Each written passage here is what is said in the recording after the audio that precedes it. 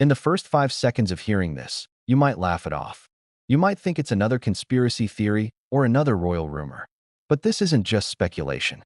Documents exist.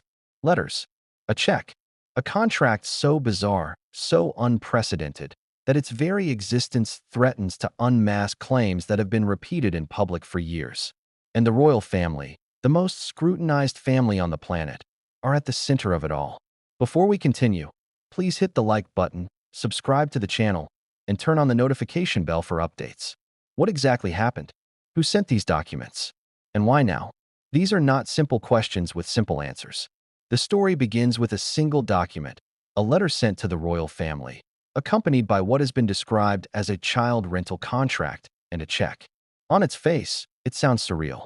In context, it's explosive. Imagine receiving a letter claiming that the princess you know, the little girl who has grown up in the public eye, was never fully raised by the mother the world has been shown. Imagine the implications, not just for the family, but for the millions who have followed this story with devotion, curiosity, or skepticism. It's a scenario that reads like fiction, but this is reality. And the person behind it, the real mother, according to sources, claims that she is doing this to reveal the truth and confront a narrative that has been manipulated. Now, you might be asking yourself, why would anyone go to such lengths? Why send a contract, a check, and a letter? The answers are complex. They involve questions of custody, truth, public image, financial arrangements, and, above all, personal betrayal. And while this story may feel like it belongs in the realm of scandal magazines and late-night documentaries, it carries consequences that ripple far beyond the tabloids. It touches on legitimacy, ethics, and the very way history remembers the people involved. To understand this, we need to step back and look at the pieces one by one. Who is Lilibet? How did her story become intertwined with global fascination and media frenzy? And most importantly, how did the claims about her parentage and upbringing become the subject of a document so shocking that it compelled the royal family to confront it directly? Lilibet's life, as portrayed in the media, has always been carefully managed. Photographs released on select occasions, official statements drafted with legal oversight, public appearances orchestrated with precision. Every smile, every wave, every subtle gesture, scrutinized, dissected, and interpreted by millions. But behind those controlled images, insiders whisper of moments that never reached the cameras, of disagreements, of tensions, of secrets kept behind closed doors. And now, for the first time, some of those whispers have materialized in a tangible, undeniable form, a document that claims to hold the truth about the little girl at the center of it all. And it's here that the story becomes complicated. Because while the contract and the check are shocking enough on their own, it is their context and the intent behind sending them that makes this story almost ungraspable in its audacity. The person who sent them claims a right to expose a narrative that has been carefully crafted by others. The royal family, meanwhile, is faced with an unprecedented dilemma: how to respond to a private family matter made public, documented, and, in some ways, weaponized. What's clear is that this is not a simple dispute or a petty quarrel. It is a collision of reputation, truth, and perception. And as the world watches, the stakes rise higher. Because this story doesn't just challenge public perception, it challenges the very statements that have been repeated by one of the most powerful figures involved in it. The allegations, the media appearances, the memoirs, the interviews. They all come under scrutiny in a way that leaves no room for plausible deniability. Every claim must now contend with the cold, hard evidence of a document that could unravel years of narrative control. Let's pause for a moment and consider the human dimension. Lilibet, the child at the center, is not just a name in a headline. She is a person, young, innocent, and completely unaware of the forces swirling around her. Yet, at the same time, she is at the epicenter of a storm that involves public opinion, media scrutiny, and family loyalty. It's a stark reminder that, in stories like these, the consequences extend beyond scandal and intrigue. They impact real lives. And that is why this story matters now. Because the timing of the document, the check, and the letter is not accidental. It arrives at a moment when public interest is at a fever pitch, when scrutiny of the royal family and their private lives has never been more intense, and when every revelation, no matter how small, has the potential to ignite global discussion. The sender's intent, according to insiders, was deliberate: to confront, to reveal, and to force acknowledgement of a version of events that has been, until now, carefully hidden from view. You might be wondering what exactly is in this child rental contract. What could possibly be detailed in such a document? While the full contents are not publicly disclosed, insiders describe clauses that are shocking, meticulous, and unprecedented in their audacity. Terms that touch upon guardianship, visitation, financial arrangements, and the nature of parental rights. Some so bizarre that they read like a plot from a thriller rather than a family document. And yet, according to sources, every detail is meticulously verified, every signature, every figure accounted for. And then there is the check, a tangible, verifiable piece of evidence that accompanies the letter and contract. It is not just money. It is a statement, a provocation, a declaration that the sender's claims are backed by action, not just words. The check is symbolic, yes, but it is also concrete. It transforms the story from rumor into evidence. And that is what makes this moment so compelling. Because when a document arrives at the doorstep of one of the world's most scrutinized families, it cannot simply be ignored. This is where curiosity spikes. How did the royal family react? What did they do when faced with a document that challenges the narrative about a child whose life has been in the public eye since birth? According to insiders, the initial reaction was a mix of shock, disbelief, and careful calculation. Every word, every decision, every communication had to be considered in light of history, reputation, and the potential fallout. And yet, behind closed doors, things moved quickly, decisions were made, responses drafted, and the wheels of internal investigation began to turn. The stakes of this story cannot be overstated. On one side, there is a figure who claims a right to the truth, armed with documents that cannot be ignored. On the other, a family whose public image is a global brand, whose every move is monitored, and whose reputation is intricately tied to centuries of history. And in the middle is a child, whose life is impacted by decisions she is too young to understand, and whose existence has become a symbol in a drama far larger than anyone could have imagined. So what happens next? How does a family respond when confronted with allegations and evidence that challenge a narrative carefully maintained for years? How do the media, the public, and even distant observers interpret the arrival of such a document? And most importantly, what does it mean for the people whose lives are directly intertwined in this web of claims, counterclaims, and revelations? We will explore all of this in depth in the chapters ahead. Each chapter will reveal another layer of the story. The background of the sender, the alleged circumstances of Lilibet's early life, the reactions from insiders, and the contradictions that now emerge in public statements. We will examine the legal and ethical implications, the financial undertones, and the emotional impact on everyone involved. But before we move forward, there is one last question to consider. What would you do if faced with evidence that could overturn a story you've believed your whole life? If you suddenly discovered that the person you trusted most had been hiding something monumental, something that could change the perception of not just a family, but history itself? The royal family is facing this question right now, and their answer, whatever it may be, will define the next chapter of this unfolding drama. And that is why you need to pay attention, because the events about to unfold are unprecedented. The documents, the check, and the letter are just the beginning. What comes next will ripple far beyond private family matters, challenging narratives, exposing contradictions, and revealing truths that have been hidden in plain sight for years. So, are you ready? Because the story starts now, and it begins with a revelation that no one saw coming. But what came next would change everything, and no one saw it coming. You think you know her story. The little girl whose every milestone has been photographed, celebrated, and broadcast around the globe. The child whose very existence is now at the center of an international storm. But what if Lilibet's life, the story we've all been told, is only part of the truth? What if the beginning, the origin, the foundation of her life has been deliberately obscured? The first whispers of her hidden origins began circulating long before she was ever photographed at a royal event. Insiders, people who have moved quietly behind the velvet curtains of the monarchy, hinted at discrepancies. Small things. A delay in announcements, subtle shifts in public messaging, unexplained visits by private aides. things that, individually, might seem innocuous. But when pieced together, they painted a picture that was anything but ordinary. Lilibet's birth was framed as a joyful, straightforward royal arrival. The headlines celebrated the union of two parents, the promise of continuity, the extension of a legacy that dates back centuries. But behind the smiles and the carefully staged photographs, questions lingered. Why were certain family members absent at key moments?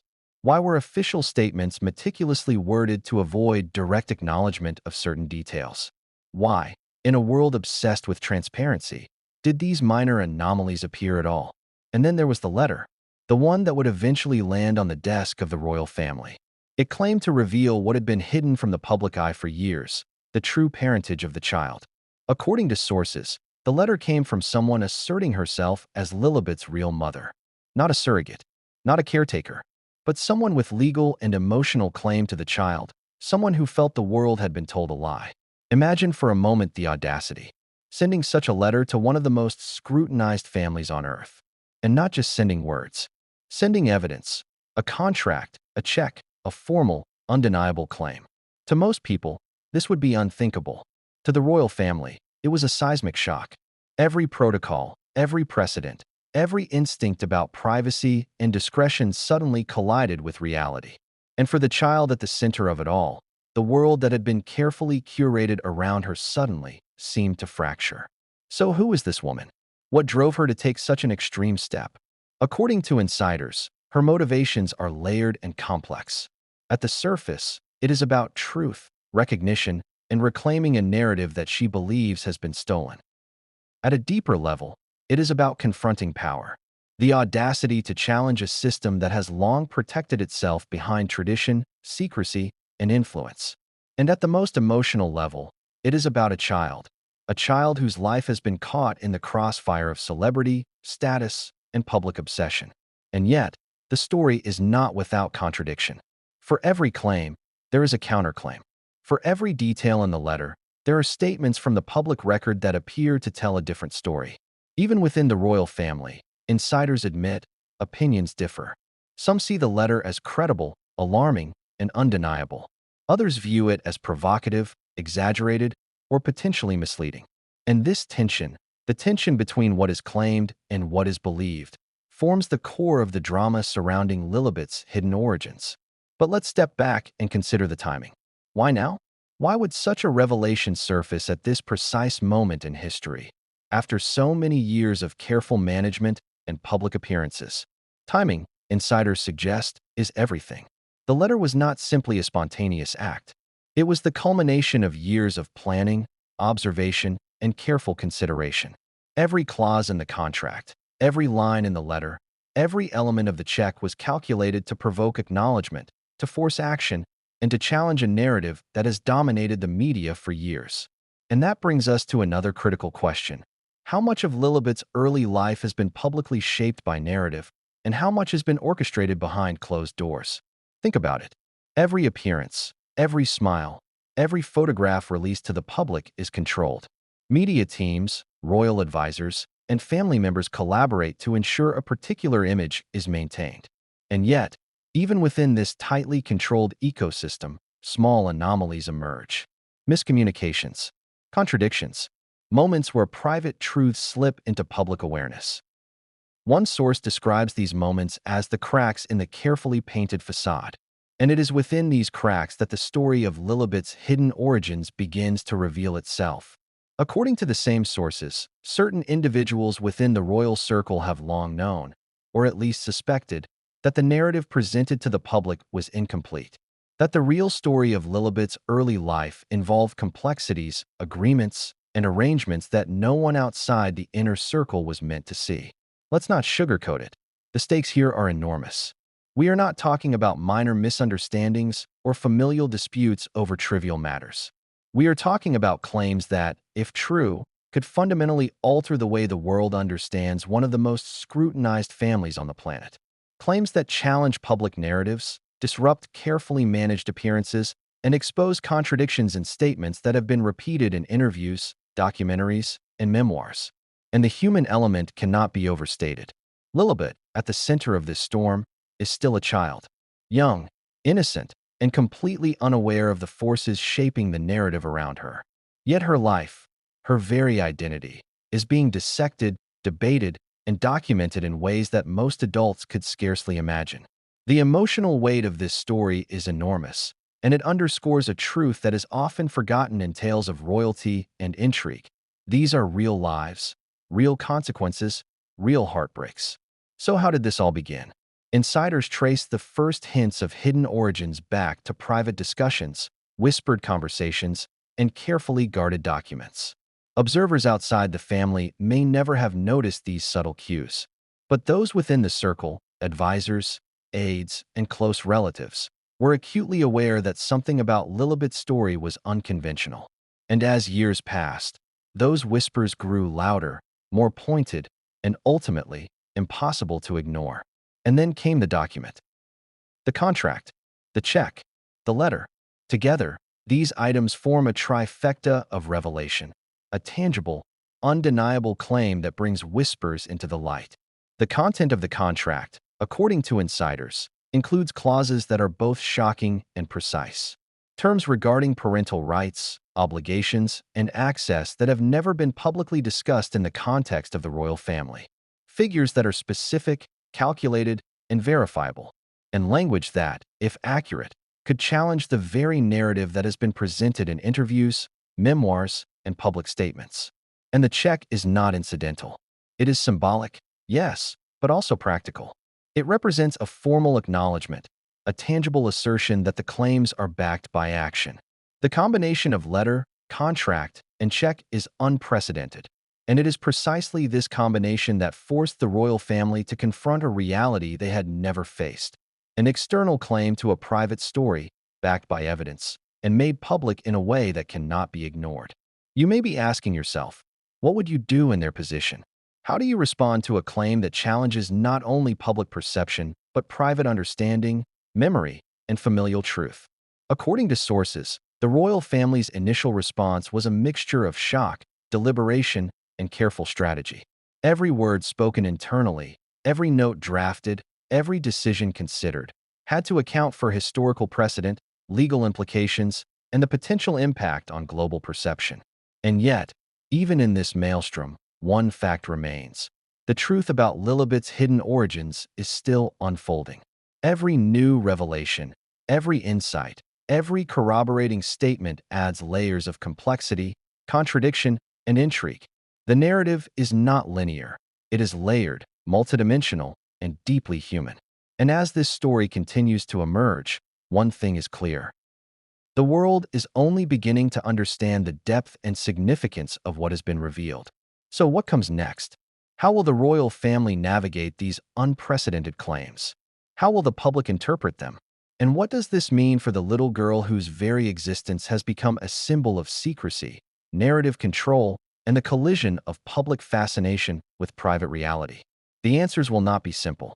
They will not be immediate. But the journey to uncover them begins here, and it promises revelations that are as shocking as they are unavoidable.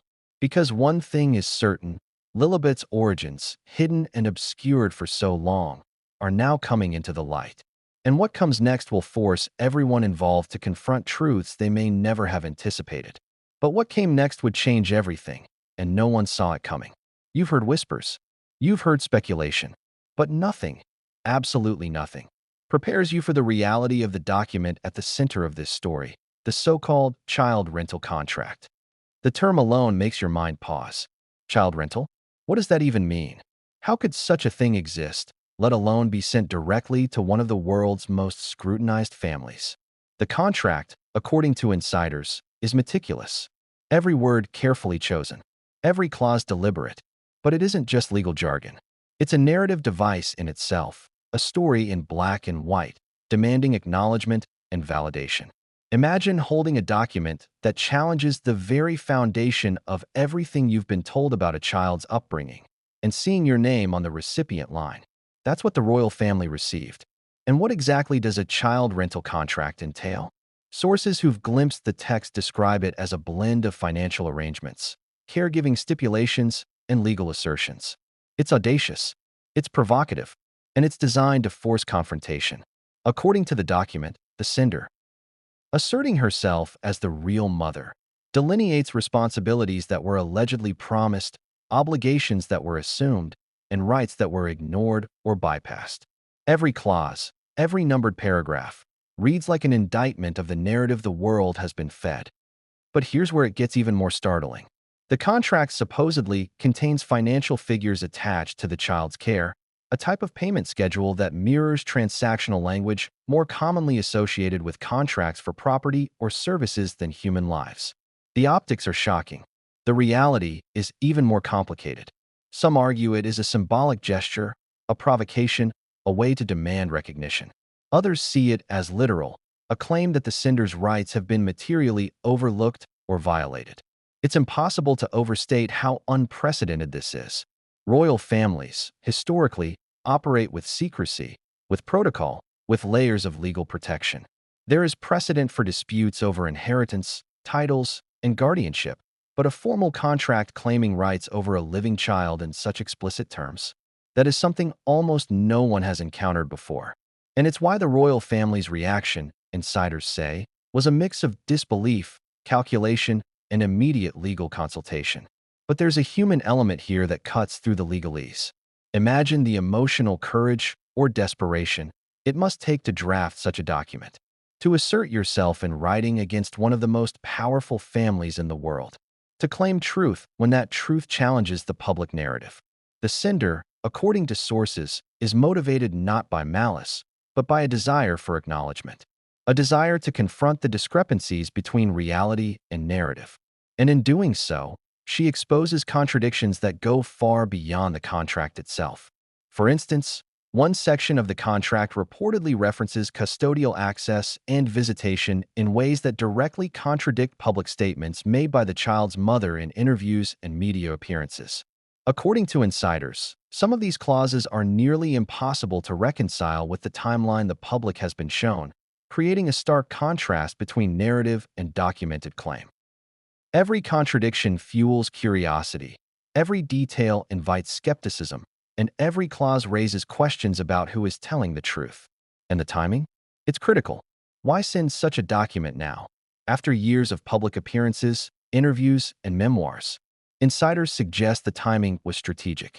The letter, contract, and check arrived when the royal family was dealing with other public scrutiny, media narratives, and internal considerations. The aim, sources say, was not just revelation, but maximum impact. To force acknowledgement, to ensure that the document could not simply be ignored, filed away, or dismissed. But the emotional weight of this contract is what makes it almost unbearable to consider. Beyond the legal terms and financial figures lies the human story. A mother asserting her truth, a child caught in the middle, and a family grappling with the implications of an allegation that challenges the narrative they have carefully managed. This is not abstract. These are lives, real, fragile, and deeply affected by what is now publicly documented. And yet, the audacity does not stop at the content of the contract. The very act of sending it, along with a check, is a statement. It is a challenge. It is a call to confront reality, to reconcile discrepancies, to acknowledge the tension between public perception and private truth. For the royal family, receiving such a package is not just legal trouble. It is a moral and emotional confrontation. How do you respond when someone claims a right you've never publicly considered, backed by a document that appears legitimate? The contract also reportedly includes clauses that touch upon education, guardianship, and decision-making authority, areas that strike at the heart of parental responsibility. And while some argue that the document is symbolic, insiders suggest it is remarkably specific. Dates, names, terms, and obligations are enumerated with precision. It reads less like a threat and more like a meticulously constructed argument, a case made in black and white. So how did the royal family respond? According to sources, the initial reaction was strategic and controlled. Legal teams were consulted immediately. Internal discussions weighed emotional, reputational, and public implications. And yet, even within this careful management, the impact was profound. The document forced questions that had never been formally asked. What is the truth behind Lilibet's upbringing? What agreements were actually made? And what role does public narrative play in masking private realities? This is where contradictions emerge most vividly. Public statements made in interviews, memoirs, and media appearances suddenly collide with clauses in a document that insiders describe as precise and legally framed. In some cases, the contradictions are stark enough to provoke astonishment. Timelines that do not align, obligations that were publicly denied, and assertions about parental involvement that diverge dramatically from what the contract claims. Every contradiction fuels intrigue, every anomaly invites further scrutiny, and every line of the document adds tension to an already explosive situation. And yet, the emotional resonance is equally important. Consider the impact on the child. Even if Lilibet is too young to fully understand the implications, the presence of a contract asserting rights over her life, complete with a financial component, casts a shadow over her identity. It forces the royal family to confront questions of care, guardianship, and truth, not just in abstract legal terms, but in a profoundly human context. The stakes are emotional, moral, and legal all at once. At the same time, the sender's courage or desperation cannot be ignored. Crafting such a document and sending it to one of the most scrutinized families on the planet is an act of both defiance and hope. It is an attempt to reclaim narrative, to assert visibility, and to confront a discrepancy that has remained unaddressed. According to insiders, the document was intended not just to challenge the narrative, but to provoke acknowledgement. If the world will not see the truth, the family must. And yet, the question remains, will acknowledgement come? Will the royal family respond publicly, privately, or at all? Or will the document, like many prior controversies, be quietly managed, filed away, and contained? The answer is uncertain, but the very act of sending it ensures that the issue cannot remain invisible. It forces engagement, scrutiny, and debate. It ensures that narrative and truth collide, with the child caught squarely in the middle. So what is the most shocking element of the contract? According to insiders, it's not the clauses, the financial figures, or the legal language. It's the clarity with which it contradicts public statements made by the child's mother. The audacity to document discrepancies so explicitly. The deliberate construction of a narrative that challenges everything previously stated. And it is this audacity that has made the document so explosive, so controversial, and so unprecedented in the context of royal affairs. And the cliffhanger, the question that keeps this story spinning, is this: how will the royal family act when faced with evidence that directly contradicts public narrative? How will they reconcile private agreements with public statements?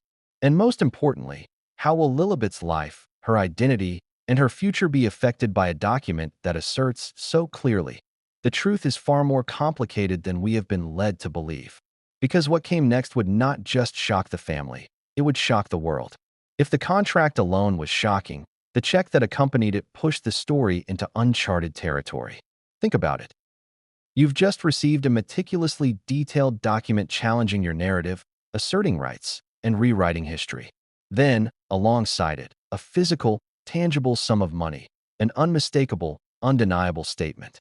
Not a gesture of goodwill, not a token acknowledgement, but a calculated declaration that amplifies every claim in the contract. The check was more than currency. It was a message. According to sources, the sum was specific, deliberate, and symbolically loaded. It wasn't random. Every dollar, every pound, every cent was chosen to reinforce the claim being made. The sender was essentially saying, these are not just words. This is your reckoning in action. In an era where so much can be virtual, intangible, or dismissed as rumor, the check transformed the allegations into a concrete reality. What does it mean to send a check like this? To most people, it would seem incomprehensible. To the royal family, it was a moment of profound shock. Not simply for the audacity, but for the implications. The financial component signals seriousness, planning, and intent. It converts the narrative from speculative accusation into actionable, tangible fact. In legal terms, it demonstrates intent. In emotional terms, it demonstrates confrontation. And yet, the check itself is only one layer of the story. Its presence raises as many questions as it answers. Why include a financial instrument? Was it to signify transactional acknowledgement of past agreements? Was it a provocation meant to elicit a response? Or was it simply a way to ensure the package could not be dismissed lightly?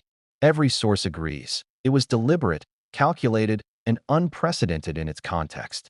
Insiders report that the arrival of the check triggered immediate internal discussions within the royal family's private offices.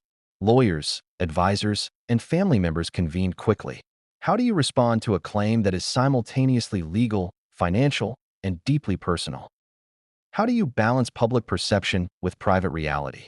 And, most importantly, how do you protect a child whose life is being dissected and monetized in a way that feels both surreal and deeply invasive? Consider the symbolic weight. Royal protocol, tradition, and secrecy have long shielded the family from public intrusion. They have cultivated an image that blends transparency with control, visibility with privacy. And then, suddenly, a check arrives, tied to a document that challenges every narrative. It forces acknowledgement not only of the contract itself, but of the claims underpinning it. It forces engagement, debate, and consideration, whether desired or not. But what about the sender's intent?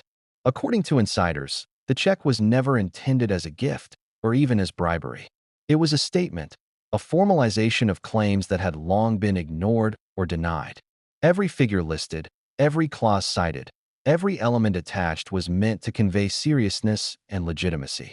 In essence, it was a physical exclamation mark to an already explosive sentence. And yet, the world outside the royal family remains unaware of the check specifics. That's deliberate too. The secrecy surrounding the transaction maintains intrigue and protects both the sender and the family from premature exposure.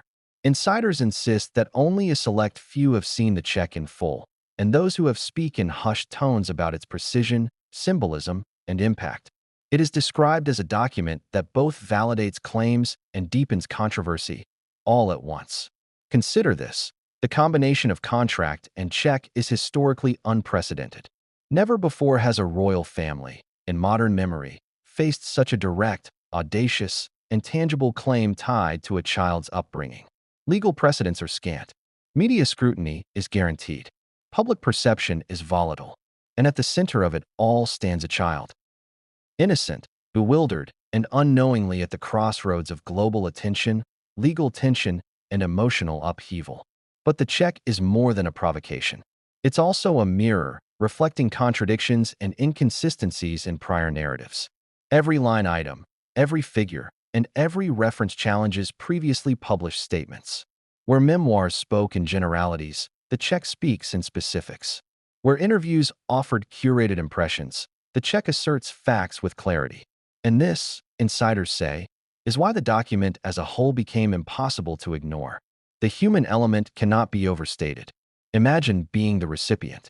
Your private life, your family narrative, and your child's story, suddenly quantified, documented, and formalized in black and white. The emotional impact, insiders report, was immediate and intense. Shock, confusion, defensive strategy, questions about authenticity, and, above all, a recognition that private truths were now forced into the public arena.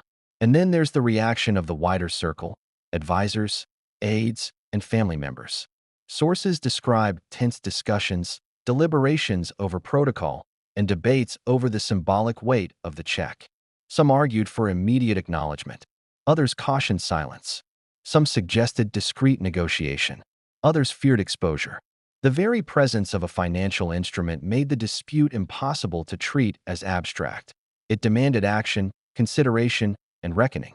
Yet even with all the legal and emotional weight, the check is also a storytelling device in itself. It communicates audacity. It communicates agency. It communicates confrontation. Unlike words, it cannot be ignored. Unlike rumors, it cannot be dismissed. Unlike claims of narrative distortion, it is concrete. It is action, and it is deliberate. Consider also the implications for public perception. Even before details leak, insiders suggest the very existence of a check tied to parental claims signals to the world that there is more beneath the surface than previously acknowledged. Media speculation will explode. Social media will dissect, analyze, and debate. The public will wonder, if there is a check, what does it signify? If there is intent, what is the motive? And what does it reveal about the truth that has been obscured? And the emotional stakes? They are enormous. Beyond legality, beyond finances, beyond protocol, the check underscores a deeper tension, the clash between personal truth and public narrative. The clash between private life and global scrutiny. The clash between a child's innocence and the adult decisions that shape her story. According to insiders, this tension is palpable, thick in the air, difficult to navigate, and impossible to ignore. Finally, we reach the critical point. What does the check mean for the unfolding story? It confirms seriousness. It validates claims. It provokes response. It amplifies contradiction. And it forces confrontation with questions that have long been avoided. What is true? What is acknowledged? What is being hidden? How far will the family go to defend narrative versus confronting the reality laid out in black and white? And the cliffhanger, the question that keeps the story spinning, is this: what exactly did the royal family do when the check arrived? Did they immediately respond, take legal action, or attempt to suppress the information? And more importantly, what does this combination of contract and check reveal about the motivations, the stakes, and the truth that has been hidden for so long? Because what came next would not just shock the family, it would shock the world, and no one saw it coming. The moment the letter, contract, and check arrived, everything changed.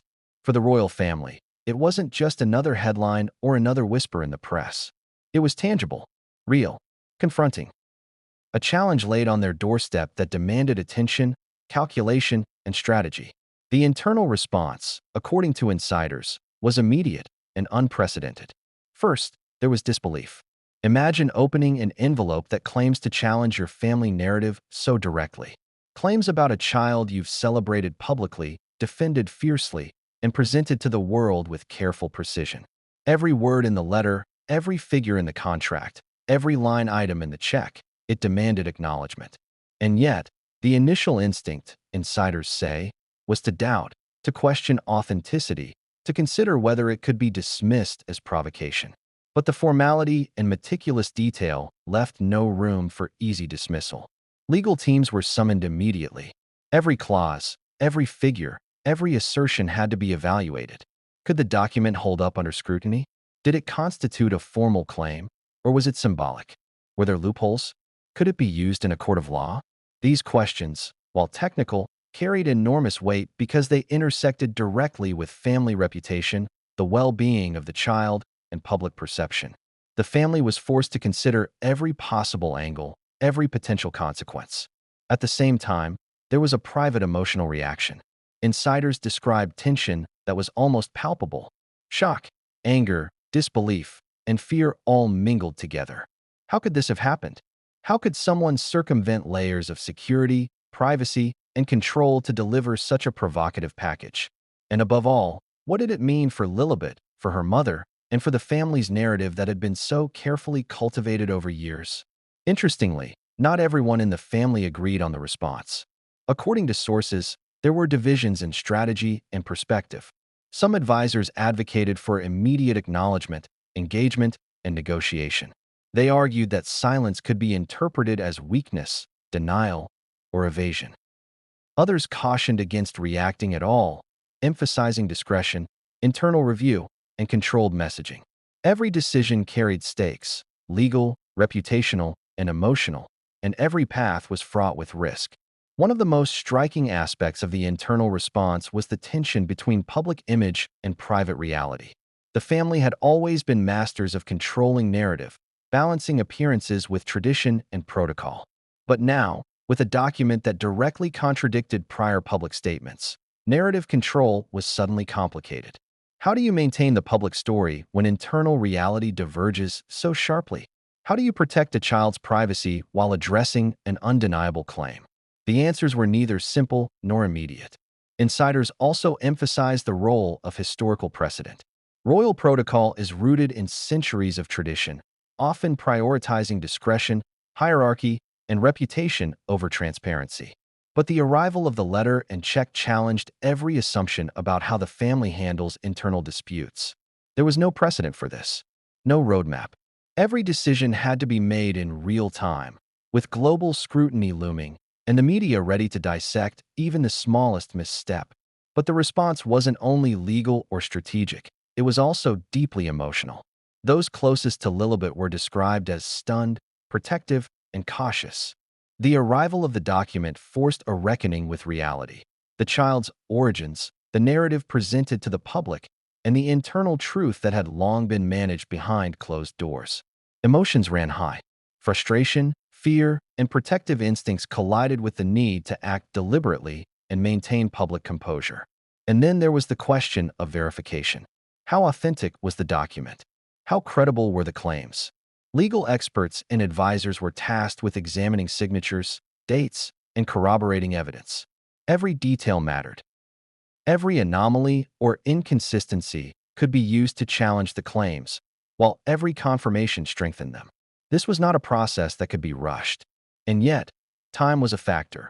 The longer the document remained unaddressed, the more speculation, leaks, and rumors would grow. And the cliffhanger, the question that looms larger than any other, is this: what was discovered during the private review that changed the family's approach entirely? What evidence, what revelation, what confirmation emerged that made them realize the situation was far more serious, far more complex, and far more public than anyone could have anticipated? Because what came next would not just challenge the family internally. It would shock the world, redefine narratives, and escalate a private matter into a global controversy. Up until this point, the story has centered on documents, contracts, and checks, physical manifestations of a hidden truth. But any examination of Lilibet's story inevitably leads to the public figure who has dominated headlines for years, Meghan Markle. The Duchess, whose life has been dissected in interviews, documentaries, and memoirs, suddenly finds herself under a new kind of scrutiny. Not from the media alone, but from documents and evidence that challenge the narrative she has built around her family, her child, and her role as a mother. Consider this. Meghan has spent years controlling her narrative. Carefully curated interviews, selective releases of family photographs, and strategic appearances, all intended to craft a story of love, inclusion, and public-private balance. Millions have followed her journey, empathized with her struggles, and celebrated her public statements. But the emergence of the contract and check introduces a dissonance that is impossible to ignore. It isn't just a rumor or speculation. It's tangible evidence that could contradict the narrative she has publicly maintained. The first cracks appeared in the headlines almost immediately after insiders confirmed the existence of the documents. Questions began circulating. Did Meghan's public accounts of Lilibet's upbringing match the details in the contract? Were there discrepancies between statements made in interviews and the clauses outlined in the document? The contrast, insiders say, is striking. Lines about maternal involvement, parental decision-making, and even the financial arrangements for the child now appear at odds with the carefully curated story presented to the world. One source describes it as a mirror effect. The documents force public reflection against prior narratives. Every claim, every story, every carefully staged moment now faces the scrutiny of verification. And in this context, Meghan Markle, the architect of the public story, finds her narrative under challenge not just in the media, but against concrete evidence. For many observers, the contradictions are subtle but undeniable. For others, they are stark, dramatic, and deeply concerning. And yet, this isn't just about contradiction. It's about credibility, perception, and accountability. The royal family is forced to reconcile private reality with public perception, but Meghan herself now faces questions that cannot be avoided. How accurately has she represented her child's early life? Which claims align with documented facts, and which may have been influenced by narrative intent? And, perhaps most importantly, how does she respond when the story she controls is challenged by documents she cannot ignore? The emotional dimension is critical here. Sources report tension within the family, particularly between those close to Meghan and those focused on legacy and protocol. Meghan's public persona, a blend of vulnerability, resilience, and advocacy, collides with private scrutiny and the legalistic, transactional reality of the contract and check. It is a moment where personal narrative and public perception are tested against evidence, where charisma meets accountability, and where storytelling meets reality. It gets more complicated. According to insiders, parts of the contract directly contradict statements made in high-profile interviews and memoir excerpts. For example, assertions about daily caregiving involvement, decision-making authority, and even interactions with the child's extended family appear to diverge significantly from the public record. These aren't minor inconsistencies. They strike at the heart of maternal narrative, public image, and personal credibility. And they have the potential to reshape public understanding of events that millions have followed for years. What makes this scrutiny even more intense is timing. Meghan's narrative has been widely disseminated through media channels, social campaigns, and documentaries. Millions around the globe have internalized these stories. Now, tangible documents suggest that the narrative may be incomplete, selective, or even misleading. The effect is jarring. For public observers, it's a collision of perception and reality. For Meghan, it's a confrontation with evidence that cannot be ignored, filtered, or spun. Insiders suggest that private discussions with Meghan have been tense, complex, and emotionally charged. The Duchess is reportedly aware of the potential implications of the documents and the check. According to sources, she is considering both the legal ramifications and the public fallout. Every word, every statement, every public appearance now carries heightened stakes. The documents have effectively reframed the conversation, forcing her to engage with questions that were previously avoidable. And the contradictions don't stop at private life. They extend to public messaging and advocacy. Meghan has built a brand around honesty, transparency, and empowerment. She has positioned herself as a figure unafraid to challenge narratives and speak truth to power. But when confronted with evidence that challenges her own narrative, those very claims are put to the test. How does one reconcile public advocacy with private contradiction? How does one maintain credibility when documented claims may diverge from personal storytelling? At the same time, public reaction is unpredictable. Insiders report that early speculation on social media, forums, and news outlets has been explosive. The mere existence of the documents and check has ignited debate about maternal responsibility, narrative control, and personal accountability. Some argue that Meghan's story is a victim narrative deliberately challenged by external actors. Others insist that evidence cannot be ignored and that public narrative must align with documented facts. The tension is global, public, and unavoidable. And yet, despite all the scrutiny, there is still a human story at the center. A child, Lilibet, whose life has been caught between narratives, documents, and conflicting claims. Sources emphasize that this is not a legal dispute alone. It is deeply personal, emotional, and human. The child is innocent, yet the controversy surrounding her is shaping public perception, family dynamics, and the course of history. The impact of scrutiny on Meghan, therefore, is not abstract. It is deeply connected to the well-being and perception of her child. This scrutiny has also forced internal reflection within Meghan's circle. Advisors, confidants, and legal experts have reportedly debated how best to respond, how to maintain credibility, and how to navigate public perception while protecting the child. The challenge is immense. Every statement carries consequence. Every clarification invites further questions, and every delay risks escalating speculation. The documents have created a pressure cooker of attention, forcing engagement at every level. And the contradictions in Meghan's narrative have sparked another, more complex debate. What is truth when perception and documentation collide? How much of public storytelling is constructed, curated, or selective? And when new evidence emerges, how should it be reconciled with decades of prior narrative management?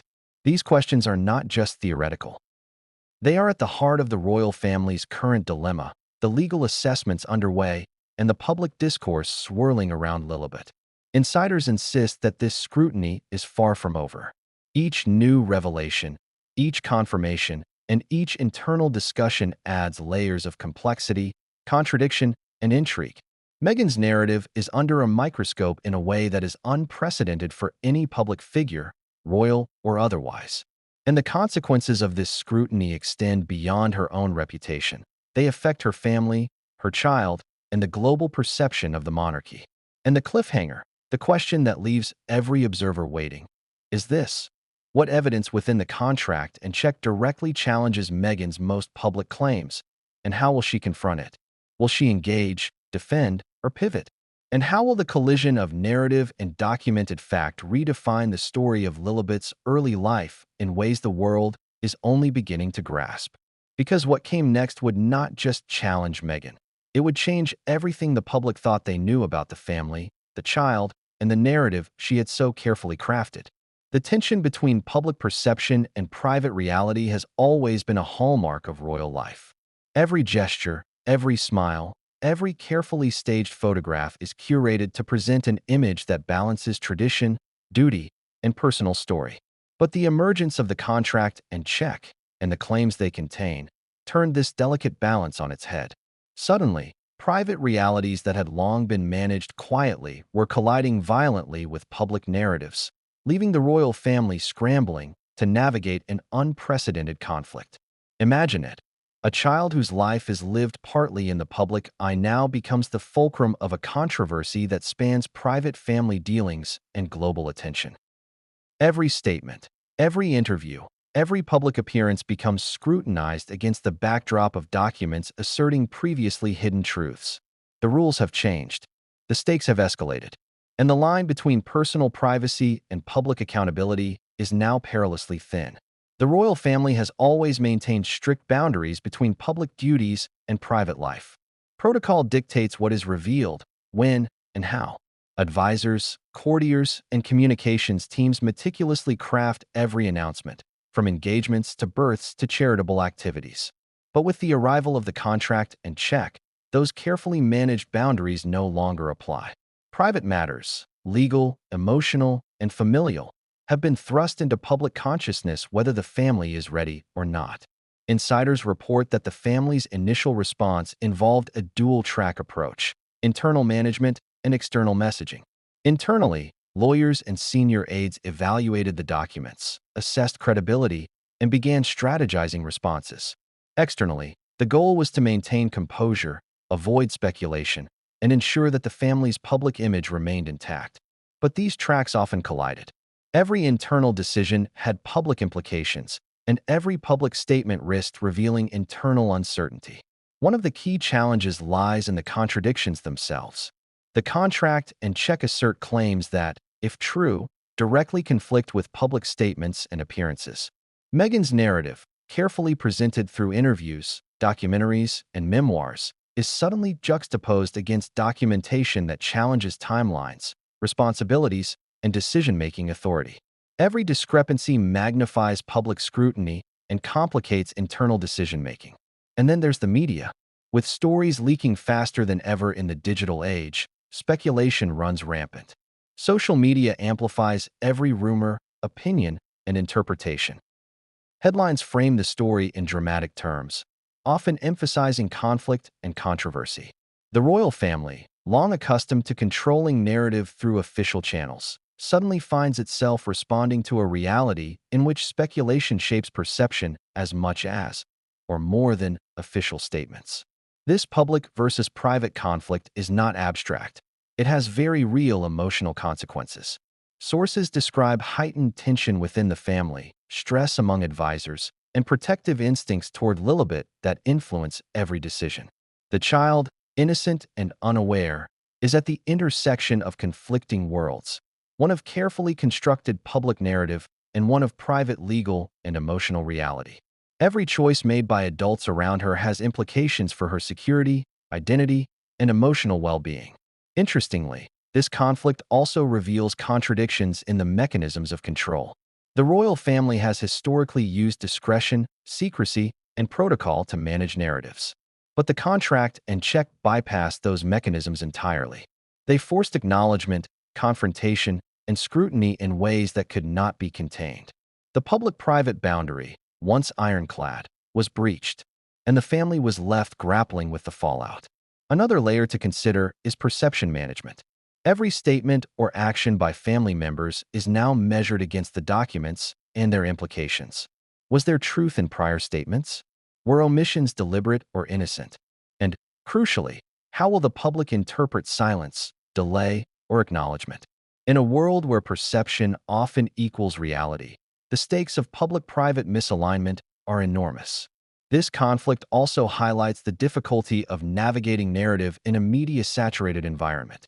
Whereas prior controversies could be contained, analyzed, or subtly corrected behind the scenes, the combination of documents, check, and public attention makes containment nearly impossible. Every rumor, every leak, every social media post adds pressure. Every misstep risks misinterpretation. And every carefully crafted public appearance must now be weighed against previously private claims that have entered the spotlight. At the center of this storm is the child herself. Lilibet's life, identity, and daily reality are being shaped by adults navigating this conflict. Sources describe intense efforts to shield her, to maintain routine, and to protect her from public speculation. But complete insulation is impossible. The very nature of the controversy ensures that her life, her narrative, is now inseparable from public perception and private dispute. Insiders also emphasize that the emotional dimension cannot be overstated. Parents, advisors, and extended family are all acutely aware that the conflict is not purely legal or public relations oriented. It is deeply personal. Every interaction, every decision, every public appearance is filtered through concern for the child's well-being, the family's cohesion, and the integrity of narratives that have long been carefully managed. And then there's the paradox. The more the family attempts to manage private reality, the more public perception intensifies. Attempts to control narrative, to issue statements, or to clarify timelines can be misinterpreted as defensiveness or concealment. Silence can be read as acknowledgement. And every decision, every response, every choice of public engagement carries both legal and emotional weight. This is the essence of the public versus private conflict, the collision of perception and reality, narrative and fact, transparency and discretion. It is a tension that few families ever experience, and fewer still navigate successfully. And for the royal family, whose every move is already under scrutiny, the stakes are exponentially higher. Every decision has the potential to redefine how the world perceives the family, the child, and the truth behind the narrative. And the cliffhanger, the question that escalates tension, is this: how will the royal family resolve this conflict? Will they attempt to reconcile private realities with public narratives, or will the collision between the two continue to spiral out of control? And, perhaps most importantly, how will Lilibet's life be shaped by a story that is no longer fully private, yet not entirely public either? Because what came next would not just blur the lines between public and private. It would challenge everything the world thought it knew about truth, narrative, and the family at the center of it all. In any controversy of this magnitude, insiders are the lifeblood of the story. They are the quiet witnesses, the unintentional narrators, and sometimes the deliberate leakers who provide fragments of truth that shape public understanding. And in the unfolding saga of Lilibet, the contract, the check, and Meghan Markle's narrative, insiders have been both a source of illumination and a trigger for deeper intrigue. Imagine for a moment what it means to be an insider. You are entrusted with private information, legal documents, and intimate family knowledge. You are sworn to discretion, bound by protocol, and acutely aware of the global scrutiny that surrounds every royal action. And yet, even within that cocoon of secrecy, human impulses, frustration, loyalty, outrage, or a sense of justice can compel disclosure. One leak, one comment, one carefully placed insight, and suddenly, private reality is thrust into public consciousness. The revelations began subtly. Small details, almost insignificant on their own, began surfacing in conversations with journalists, social commentators, and even casual observers. A mention of a previously unseen clause, a hint at a transaction, a whispered acknowledgement that the narrative publicly presented might differ from private reality. These fragments, at first easily dismissed, began to coalesce into a pattern. Insiders were painting a picture that, while incomplete, contradicted the polished narrative the public had consumed for years. And then the leaks escalated. According to multiple sources, the contract and check themselves became touchpoints for insider discussion. Individuals close to both the royal family and Meghan reportedly shared selective insights: the language of the contract, the specific figures in the check, the emotional tone of the sender. Each revelation was calculated, precise, and, in many cases, intentionally provocative. The goal, sources suggest, was to force acknowledgement and provoke scrutiny. What makes these insider revelations particularly potent is their credibility. Unlike rumors propagated through tabloids or social media speculation, insider information comes from individuals with direct access, people who have seen documents, attended private discussions, or been involved in the handling of sensitive material. Their voices carry weight, and their statements cannot easily be dismissed as baseless conjecture. Each leak adds pressure, credibility, and momentum to the narrative.